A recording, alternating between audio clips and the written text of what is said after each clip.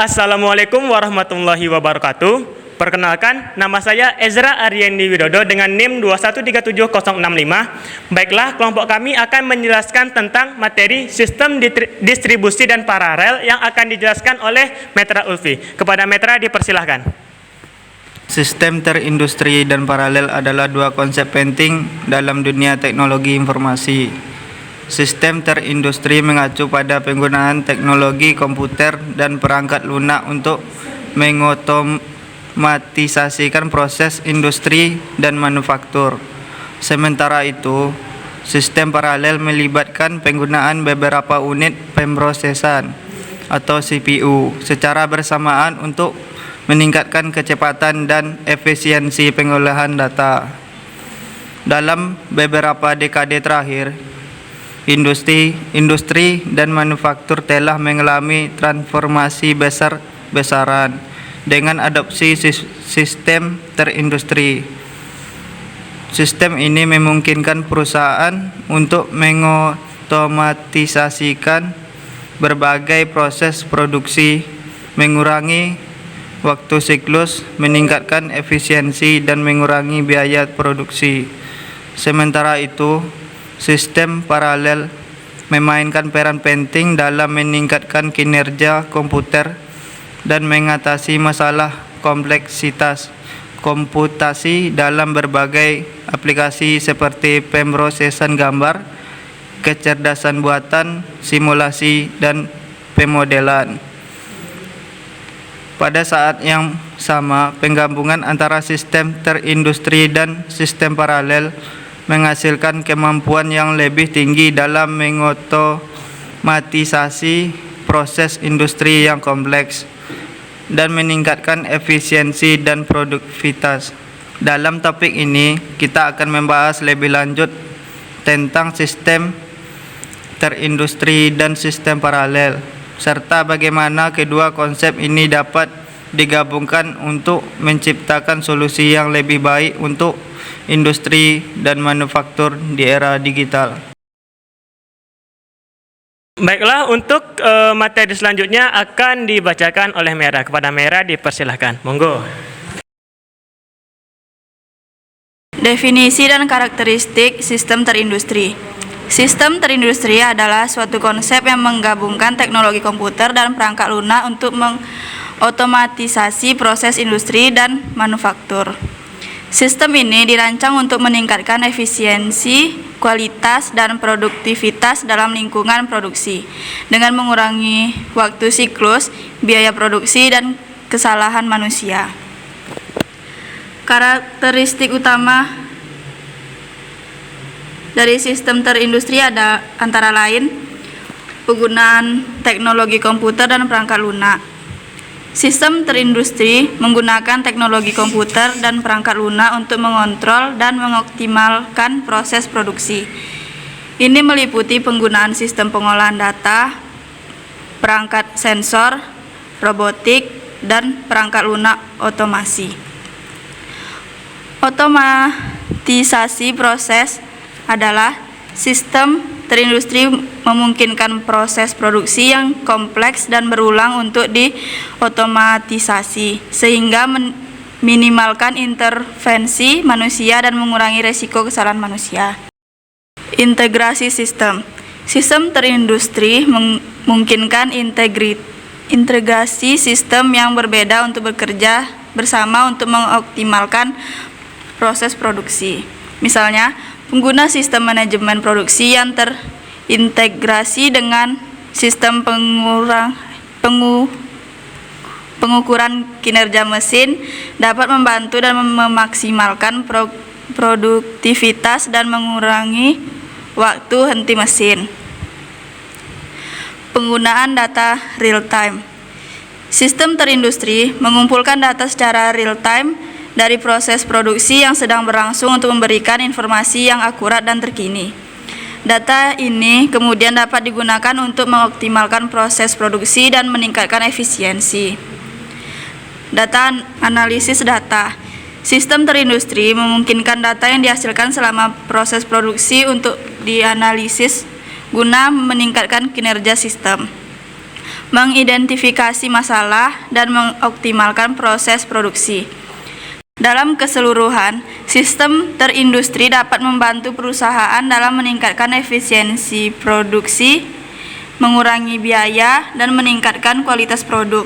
Dengan mengotomatisasi proses industri, perusahaan dapat mencapai peningkatan produktivitas, efisiensi, dan daya saing dalam pasar global yang semakin kompetitif.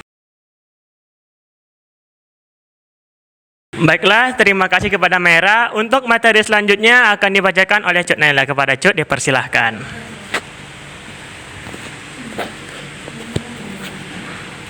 Keuntungan dan tantangan sistem terdistribusi. Sistem terdistribusi memberikan berbagai keuntungan bagi perusahaan dalam industri dan manufaktur, namun juga menghadapi tantangan tertentu dalam implementasinya. Berikut adalah keuntungan dan tantangan sistem terdistribusi. Keuntungan sistem terdistribusi meningkatkan efisien produksi. Sistem terdistribusi memungkinkan perusahaan untuk mengotomatisasi berbagai proses produksi yang mengurangi waktu siklus, meminimalkan kesalahan manusia, dan meningkatkan efisien produksi secara keseluruhan. Mengurangi biaya produksi. Sistem terdistribusi mengurangi biaya produksi dengan mengotomatisasi proses produksi, mengurangi tenaga kerja manusia dan bahan baku yang terbuang. Meningkatkan kualitas produk. Dalam sistem terdistribusi, produksi yang diotomasikan menghasilkan produk yang seragam, akurat, dan memiliki kualitas yang lebih baik. Meningkatkan keamanan kerja. Sistem terdistribusi mengurangi risiko kecelakaan kerja dengan mengotomatisasi proses produksi dan mengurangi interaksi manusia dengan mesin yang berbahaya. Meningkatkan fleksibilitas produksi. Sistem terdistribusi memungkinkan produksi yang lebih fleksibel dengan memungkinkan perusahaan untuk menyesuaikan produksi dengan permintaan pasar yang secara real time. Tantangan sistem terdistribusi. Biaya implementasi. Implementasi sistem terdistribusi dapat memerlukan biaya awal yang signifikan, termasuk investasi dalam peralatan dan teknologi yang mahal. Integrasi sistem. Integrasi sistem yang berbeda dalam sistem terdistribusi dapat menjadi tantangan yang kompleks, terutama ketika menggunakan sistem yang berasal dari vendor yang berbeda. Keterampilan SDM. Perusahaan memerlukan keterampilan SDM yang spesifik untuk mengoperasikan sistem terdistribusi yang mungkin tidak tersedia di perusahaan atau dapat memerlukan pelatihan yang intensif. Keamanan data. Sistem terdistribusi menggunakan data real time yang dapat menghadirkan tantangan keamanan data seperti hacking atau kebocoran data. Oke, terima kasih pada Cuk Naila. Selanjutnya materi akan dibacakan oleh Muhammad Arif Mufti. Kepada Muhammad Arif Mufti, dipersilahkan. Baiklah, saya akan menjelaskan tentang definisi dan karakteristik sistem paralel. Sistem paralel adalah suatu sistem yang terdiri dari beberapa unit pemrosesan yang bekerja secara bersama-sama untuk menyelesaikan tugas atau memproses data. Unit pemrosesan tersebut dapat berupa prosesor, server, atau komputer yang terhubung dengan jaringan untuk membentuk suatu sistem yang lebih besar dan efisien. Karakteristik utama dari sistem paralel adalah kemampuannya untuk membagi tugas atau pekerjaan menjadi beberapa bagian yang dapat diproses secara bersamaan dan merata oleh unit pemrosesan yang ada.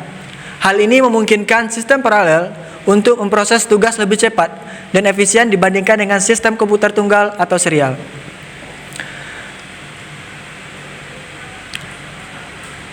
Beberapa karakteristik tambahan dari sistem paralel adalah skalabilitas.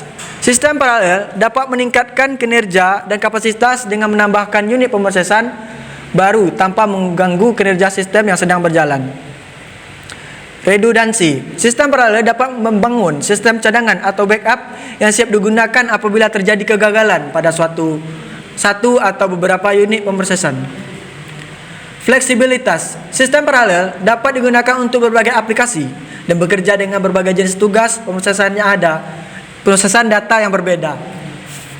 Efisiensi energi. Dengan memanfaatkan sumber daya secara efisien, sistem paralel dapat menghemat energi dan mengurangi biaya operasional.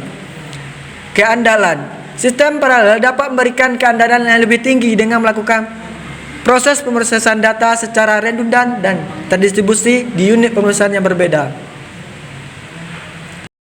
Baiklah, untuk materi selanjutnya akan dibacakan atau dijelaskan oleh teman saya Ezra Widodo. Dipersilahkan. Thank you. Baiklah, di sini saya akan menjelaskan slide materi kelima, yaitu keuntungan dan tantangan sistem paralel. Kinerja yang lebih baik dapat menggunakan beberapa unit pemrosesan secara bersamaan. Sistem paralel dapat meningkatkan kinerja dan mempercepat pemrosesan data. Yang kedua, skalabilitas. Sistem paralel dapat meningkatkan kapasitas dengan menambahkan unit pemrosesan baru tanpa mengganggu kinerja sistem yang sedang berjalan. Selanjutnya, keandalan yang lebih tinggi dengan melakukan proses redundant dan terdistribusi di unit pemrosesan yang berbeda. Sistem paralel dapat memberikan keandalan yang lebih tinggi. Dan efisiensi energi. Dengan memanfaatkan sumber daya secara lebih efisien, sistem paralel dapat menghemat energi dan mengurangi biaya operasional. Namun, sistem paralel juga memiliki beberapa tantangan, di antaranya kesulitan pemrograman. Sistem paralel dapat lebih kompleks dibandingkan dengan pemrograman sistem komputer tunggal atau serial. Kemudian, overhead komunikasi. Dalam sistem paralel, unit pemrosesan perlu berkomunikasi dan berkoordinasi satu sama lain, yang dapat menimbulkan overhead komunikasi yang berlebihan. Penyeimbangan beban. Pemrosesan yang dapat seimbang antara unit pemrosesan dengan mengurangi kinerja sistem paralel secara keseluruhan. Kemudian, biaya perangkat keras. Pengadaan dan pemeliharaan perangkat keras yang diperlukan untuk sistem paralel dapat lebih mahal dibandingkan dengan sistem komputer tunggal atau serial. Pemeliharaan dan manajemen sistem yang kompleks. Karena kompleksitas sistem paralel yang lebih tinggi, pemeliharaan dan manajemen sistem dapat menjadi lebih rumit dan memakan waktu.